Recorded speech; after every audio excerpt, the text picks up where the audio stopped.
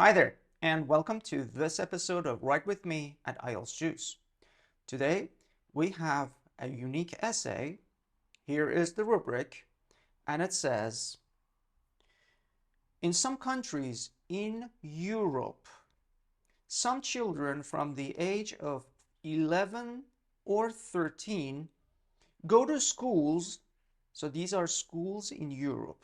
Let's be very specific. To learn more practical skills, not theoretical ones, that will help them get a job.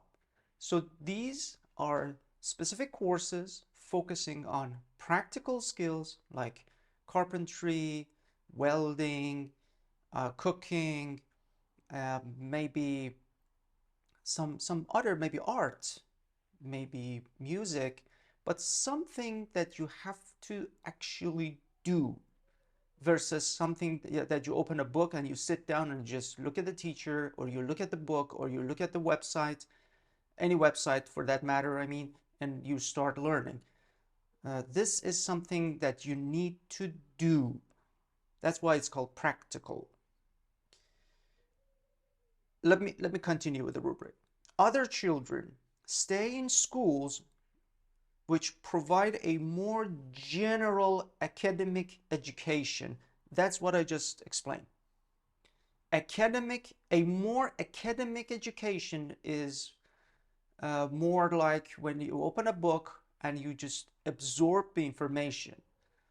So your brain functions more than your hands or your feet, or you actually need to, do something physical like taking, I don't know, some items from the fridge, putting them, learning how to chop, I don't know, learning how to weld, how to understand different elements, for example, in a car, what a battery is, what a wheel is. I mean, these things.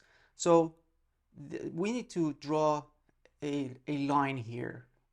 I understand you know the difference. I'm just giving you examples. I want you to be as specific as possible. That was the topic. Now let's see what the essay type looks like. It says, what should schools do to prepare students for the world of work? That is interesting. That's an interesting question. Of course, it asks your opinion. So basically, you need to say what you believe schools need to do, but your opinion is besides the point. The focus here are the actions that schools need to take now to help students be prepared later on. Because whether you focus on the theoretical parts or more academic education system versus the more practical one, either way, you want to get a job. You want to be able to provide for the family, earn money. So either way, you need to do something. The school can help. That is the ground for, or the foundation of this particular essay. Now let's begin. How do we plan it? If we can come up with something to grab our readers or our audience's attention, let's do it. If not, this, as always, is optional. So you just spend maybe 10 seconds. You may think of something catchy. Something catchy would be like something that I just said. Whether you learn practical skills to do something, or you know in theory how something is done, the end goal is to be able to make money and have a family. And schools can help you reach that. So that can be something, maybe, to me, it can be an attention grabber. You may come up with something even better. If you come up with attention grabbers, please feel free to write your attention grabbers down below in the comments section. I will also need to, before I go ahead and introduce the actions, I'm going to introduce the actions here. So before I go ahead and do so, let's reserve it for a second here. I need some information. Some people believe, again, remember, the connecting info needs to tell us the focus of this rubric or prompt. The focus is on European schools, and the audience is children, so they're not teenagers yet. The ages are 11 or 13. 13 is just the beginning of teenage years. So make sure to reflect that and say some schools took the initiative, for example, in Europe, to provide some practical lessons for their children before they become teenagers, to prepare them early on for work, for their occupation. Maybe that way we can understand their talents. Maybe we can understand what they're comfortable with working on later on in their lives by simply introducing, I don't know, different elements, different schools. Schools like music, arts, I don't know, being a technician, electrician, of course, with care and security.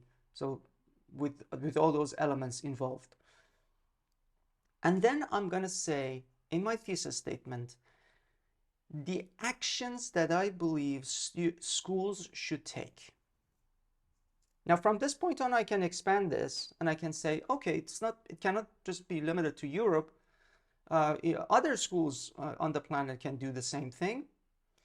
And please go ahead and add labels here. That's my suggestion. That's my suggestion. Seriously, I want you to say schools can take action A and action B. Just label. Like schools can get contracts with different workplaces to take their children onto tours, to see how a factory works, to see how a mechanic works, what a technician does every day, just to take them on a tour and to help them understand the environment. And without my explanation, just organizing tours for workplaces and maybe something else like getting government budgets.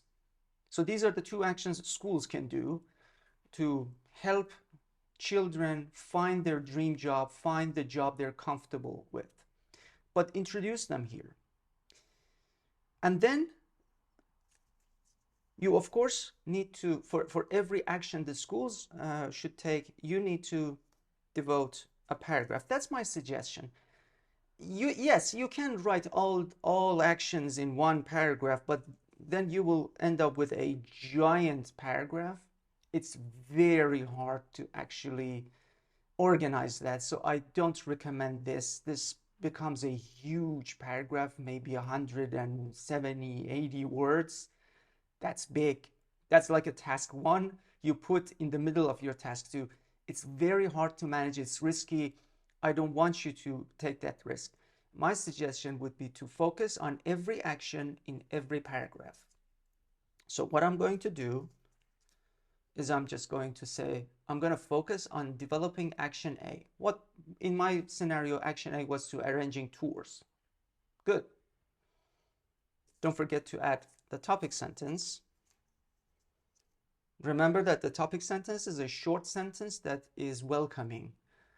Stop adding examples or explanations here. Just a short sentence telling us that you are reading the information or the explanation about action A here. You do the same thing for action B over here. If you have another action, you can, of course, introduce it here before your conclusion. So the third one goes here. Make sure that the order of A, B, C is reflected on the thesis statement as A, B, C. Completely in order. That is important. And you finish off by paraphrasing the ABC actions in the conclusion. You say the schools should arrange tours, ask for government money, and something else. You can come up with anything, any other actions. These are just examples that I made.